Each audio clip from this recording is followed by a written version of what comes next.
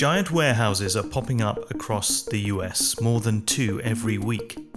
They feed AI algorithms, store photos, and answer our questions. Hey Google. A data center campus like this can consume as much power and water as an entire city. And many of the biggest server farms are emerging from the desert. But there's no official record of how many of these are being built, where they are, or even who owns them. To be honest, I've never really run into so much resistance for records than this project. Big tech companies often go to great lengths to hide the details. So we decided to build a map. What we designed is a system to see not only the individual location of each data center across the country, but also where they cluster. And for some, these clusters are appearing too close to home. We went to meet people who say having data centers next door is affecting their health. I had a hard time breathing, I couldn't sleep. I thought I was losing my mind. Summertime is more of a during the winter it's like almost like an engine trying to start. So how many data centers are there in the US? And is there enough power and water to satisfy a building boom that is only just getting started?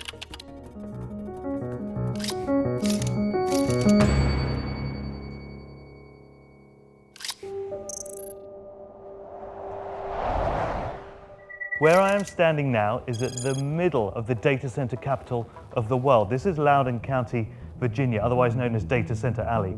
And it may not look like much from down here, but just take a look from up above. These are Amazon data centers.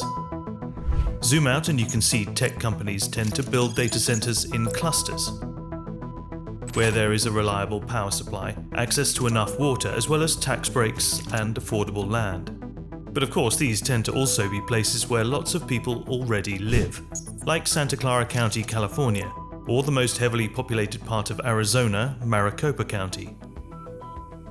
And of course, here in Northern Virginia, the most densely populated part of the Washington, D.C. metro area, and one of the largest and fastest growing residential areas in the US.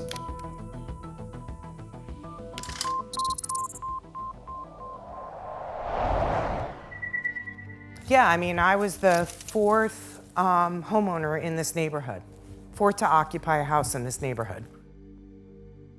Donna Gallant has lived on this street in Prince William County, Northern Virginia, for the last 30 years. All very peaceful until 2021, when things started to change. These are Google data centers, and ever since they started rising from the ground, Donna has been looking for answers. There's no transparency, and With the data center companies or with local authorities? Or both. Yeah. So anytime you ask a question, it's, oh, we signed an NDA, we can't talk about it. Oh, we're under NDA, we can't talk about it. So there's no transparency at all. The site isn't complete yet, but she says the noise is already taking its toll. When I go to my room at night, the tonal noise immediately triggered my anxiety to the point where I couldn't sleep. I ended up having to go down on my first floor and put noise-canceling headphones on just so I could sleep.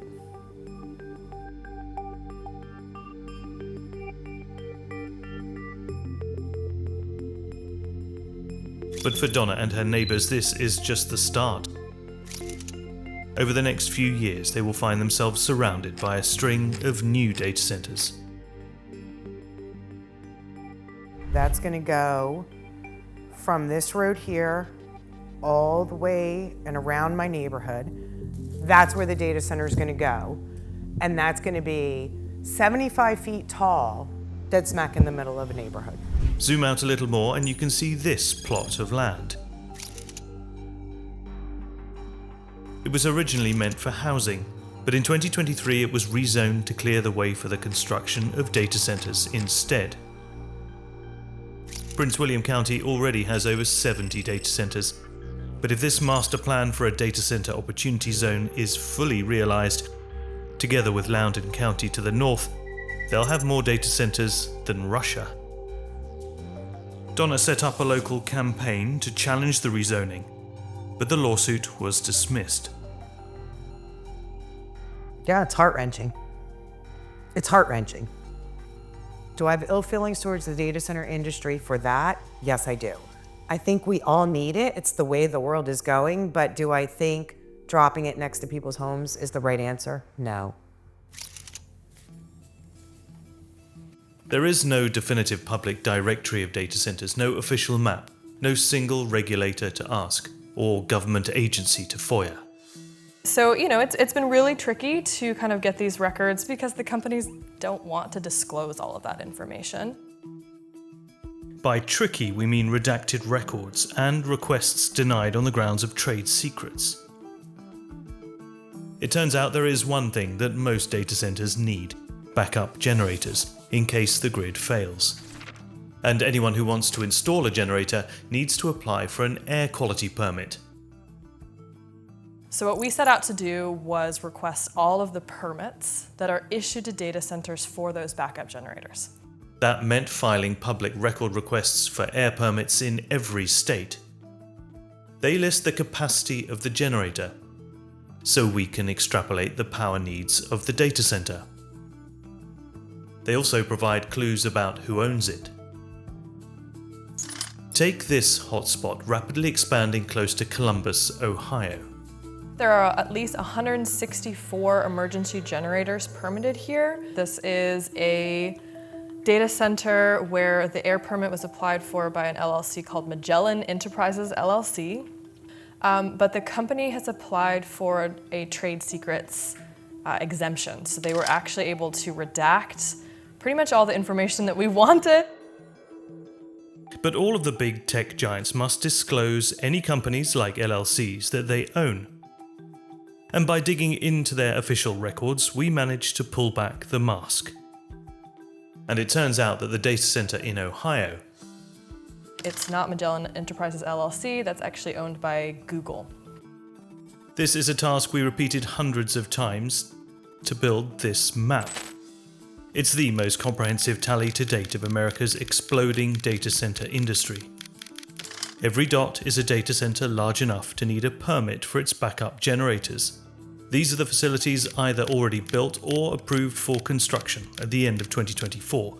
We reached a total of 1,240 data centers. That's nearly 4 times the number in 2010.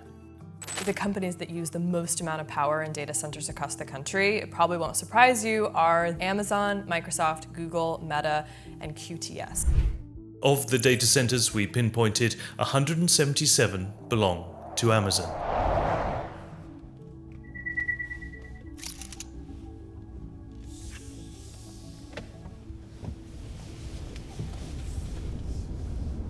And we've just passed the huge Amazon data centers behind us, and already we're straight into a residential area. And you can start to see why these data centers are so controversial. Those boxes on the roof there, that's the ventilation for the cooling systems to keep those hundreds and hundreds of servers from overheating and overloading. And these are running 24/7. And there's nowhere else in the world with a higher density of data centers than here in Loudoun County, Virginia. As much as a third of the planet's internet traffic flows through the state of Virginia. The 329 data centers we tracked together consumed almost a quarter of the state's electricity in 2023. Tight security by the looks of it. We've got pretty high fences with barbed wire on top, and I don't think we can get much closer. It's rare to get a glimpse inside one of these server warehouses. We contacted dozens asking for a tour. Eventually, a small company called Lunavi in Wyoming said yes. Hey, Courtney. Welcome to Lunavi. Well, come on in, I'll show you a tour. This 35,000 square foot data center is tiny compared to the largest ones in the US. Those can stretch to well over 1 million square feet. Lunavi offers cloud services to customers like betting apps, mapping companies, insurance, and healthcare businesses. Zoom out and you can see that the location is no accident. Cheyenne, the capital of Wyoming, sits on an east-west internet superhighway.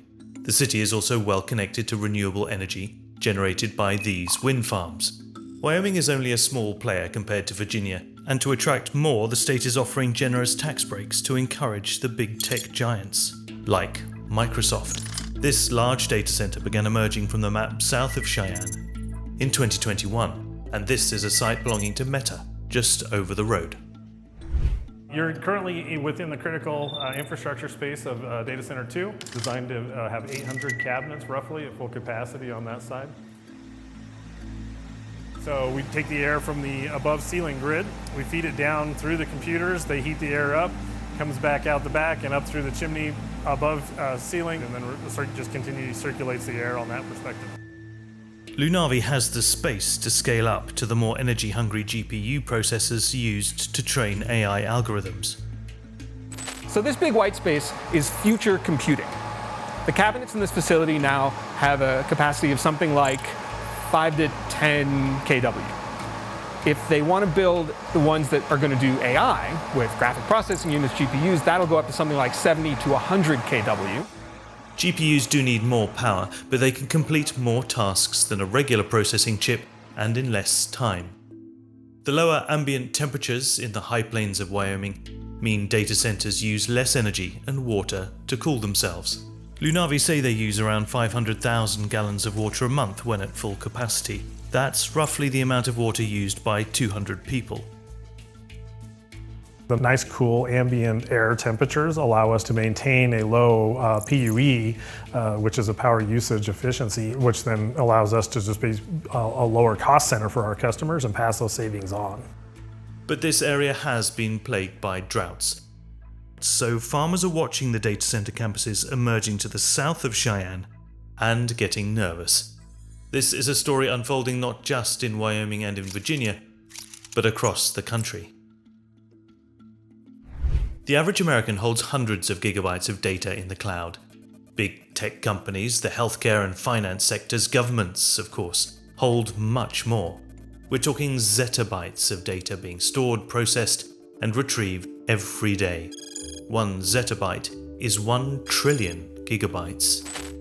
Of course, none of this lives up in the clouds. It's stored in large warehouses on the ground. This graph shows the explosion of data centers in the US in just the last 20 years. From above, just little white boxes, but remove the roof and you can see what all the fuss is about. Rows of computer servers performing calculations, training AI models, or storing data. Your social media accounts, photos, and videos live in a place like this. All these machines need power, a lot of it. So do the building's cooling systems and water pumps. The largest data centers can consume over 2 terawatt-hours of electricity a year, enough to power 200,000 homes. And just in case the power cuts out, data centers have backup batteries, as well as those diesel generators that they need permits for. The byproduct of all that energy use is heat. In many data centers, massive cooling systems suck out hot air and pass it through air conditioning units in a continuous loop. The most common type uses chilled water to absorb heat and release it from a cooling tower. The cooling systems and fans emit a constant drone. The noise level is generally below the limits permitted for industrial zones close to residential areas, but these were never designed with the 24/7 drone of modern data centers in mind. Listen to this. The ambient sound of Dulles Town Center in Northern Virginia, recorded on a phone.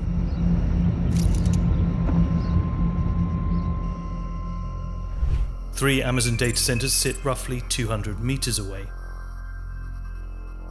I ran the audio through noise reduction software. Only then do you realize that hidden behind the drone of the data centers, there is birdsong.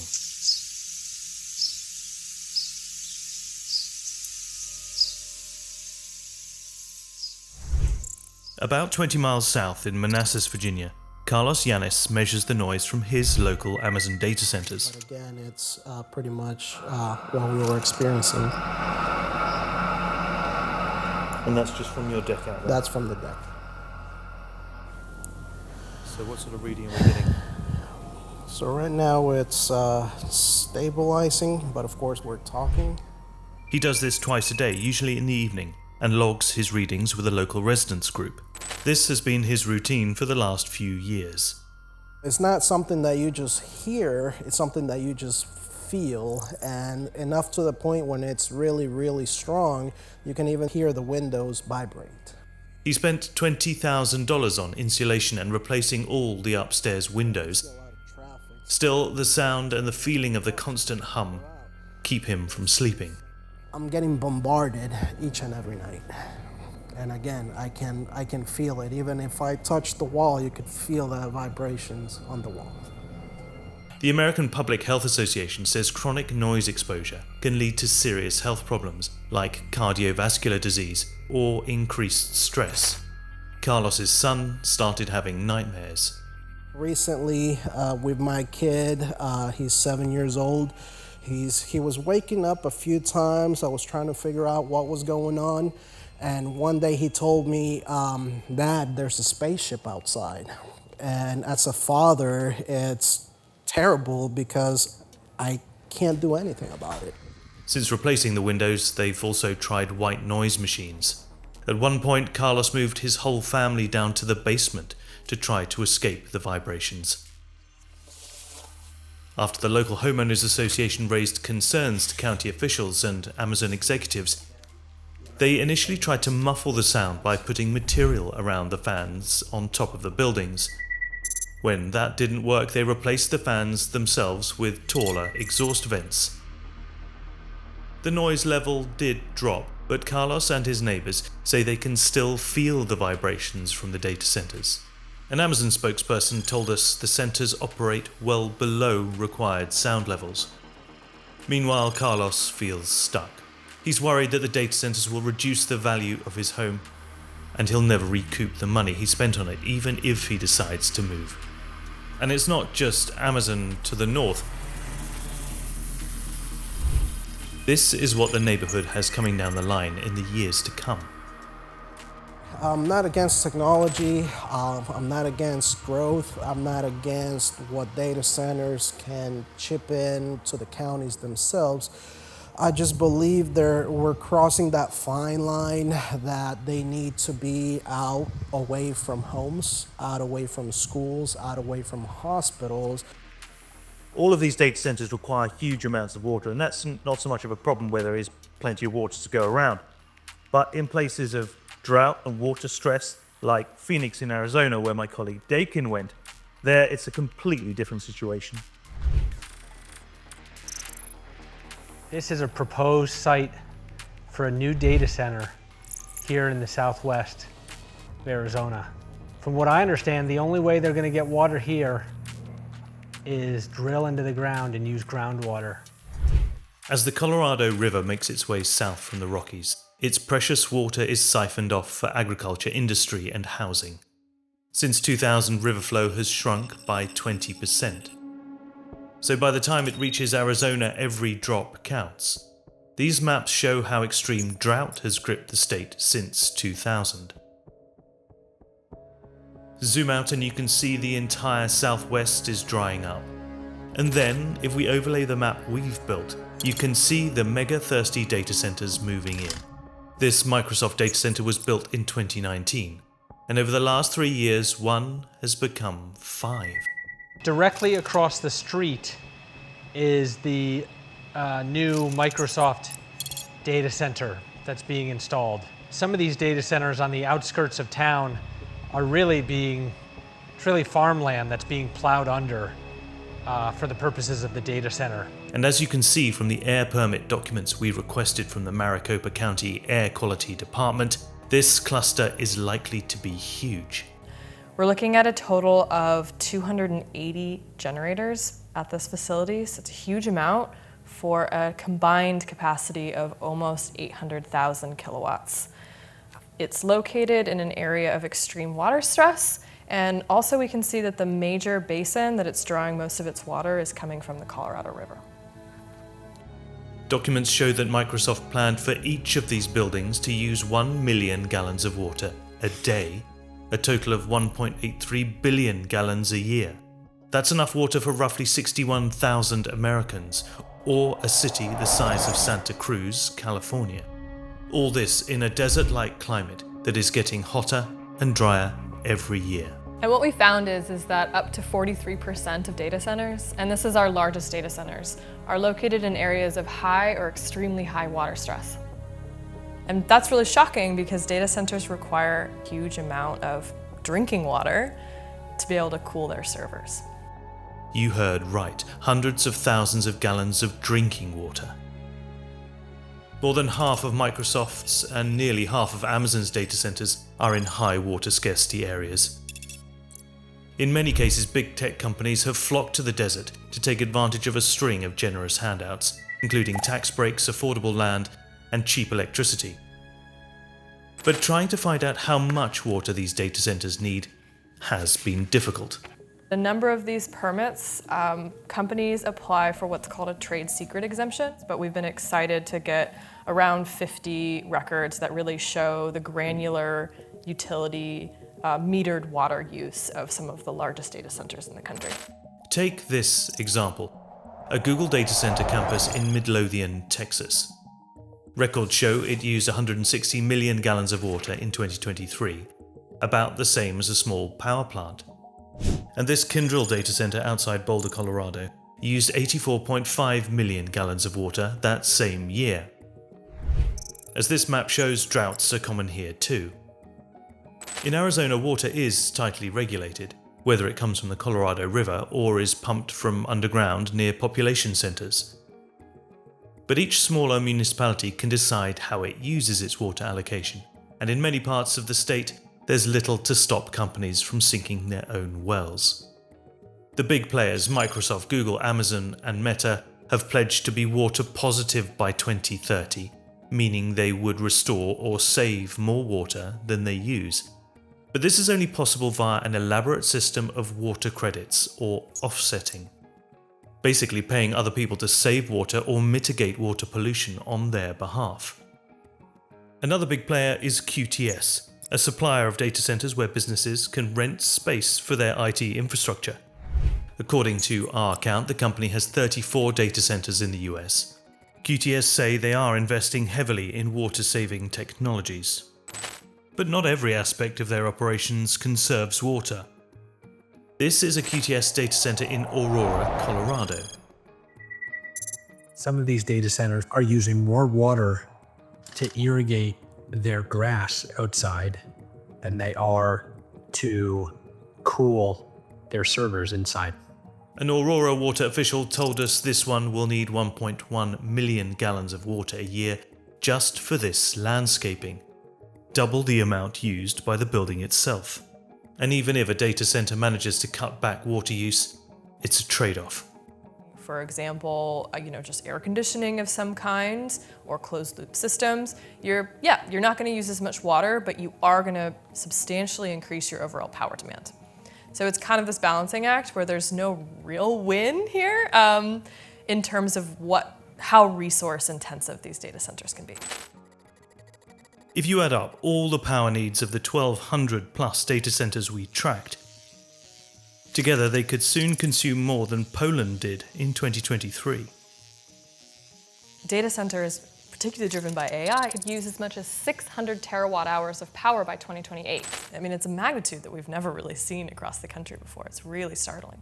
As states race to fuel the AI boom, some are reversing their green energy promises and turning back to power from coal and natural gas. In Nebraska, the two largest electricity utility companies committed several years ago to net zero emissions from electricity generation by 2050. But just this single metadata campus in Springfield, Nebraska, could use as much power in a year as 400,000 homes. One of the state's largest public utilities voted to postpone closing down 2 coal-fired power plants here in Omaha. This image, created using satellite data in June 2023, shows a plume of CO2 emissions released from the North Omaha Station facility at an estimated rate of 300,000 kilograms per hour. And in 2025, the utility decided to build 2 new natural gas plants, all to meet spikes in electricity demand, mainly driven by data centers. And let's not forget the thousands of backup generators we tracked, which, even if they run for just a few hours a month, spew harmful pollutants into the air. That means that utility providers are either abandoning their commitments or significantly stalling their commitments to move away from fossil fuel. They're not going towards renewable energy sources such as solar or wind, for example, because those resources right now can't sustain the massive power consumption demand. Big data center developers have announced massive investments in renewable projects like solar plants, wind farms, or nuclear power. For example, in Pennsylvania, Microsoft has struck a deal to buy power from the notorious 3 Mile Island nuclear power plant when it reopens in 2027. The plant suffered a partial meltdown in 1979. But just like with the water credits, big tech companies are also looking to offset their carbon footprint by paying others to deliver renewable energy to the grid on their behalf. The big question is, can the already fragile and fragmented grid support it? And if massive infrastructure upgrades are needed, who picks up the tab? Amazon, Microsoft, and Google told Business Insider they were committed to paying their full share for upgrades to grid infrastructure, like high voltage power lines. But there's plenty of evidence pointing to the fact that costs are already being passed on to customers. In Virginia, Dominion Energy disclosed that it would need to roughly double its electricity generation by 2039, mainly to meet demand from data centers and electric vehicles. The expansion could cost up to $103 billion, increasing residential electricity bills by as much as 50%. Despite the burden on the grid and on water supplies, some states are doing all they can to attract data centers into their backyards. Many regions simply don't want to miss out on the AI boom or the kudos of having a big tech employer on their doorstep. So far, though, the promise of large numbers of jobs has not materialized. A Business Insider analysis found that even the largest data centers employ fewer than 150 permanent workers, and some have as few as 25. But the tax breaks keep on coming. What we found is that massive corporations are benefiting from various taxes in different states for their data centers. We tracked 37 states offering tax incentive programs to data centers, like zero tax on building materials, machinery, or equipment, but also preferential rates on water and electricity. In Virginia, 56 data center projects received tax savings of almost $1 billion in the 2023 fiscal year alone. Take a look at these data centers in New Albany, Ohio. In 2017, a little-known LLC called SideCat went to the city of New Albany in Ohio and said, we are going to build 2 gigantic data centers on about 300 acres of land. In return, could you please give us 100% property tax abatements for at least 15 years? And the county said, okay. By our estimate, SideCat LLC received at least $60 million in foregone taxes. And then, everybody found out that SideCat LLC is not a mom and pop data center company, but was Meta, the parent company of Facebook. The rollout of AI across industries, from social media to medical care, will accelerate data center construction. In 2025 alone, Meta planned to spend at least $64 billion on facilities and equipment, Google $75 billion, and Microsoft $80 billion. And the ultra-powerful computer chips driving the AI tools will consume more and more energy. A 2024 Department of Energy report estimates that their electricity use, driven by the AI boom, could soon require as much as 12% of total US electricity use. In 2023, it was just over 4%. For those like Donna living alongside these data farms, there are decisions to be made. I don't think a lot of my neighbors truly understand the severity of what's to come. And I'm hoping to be out before that happens. Breaks my heart, but I can only fight for so long. And then I'm gonna wave the white flag and I'm gonna pack up and I'm gonna leave.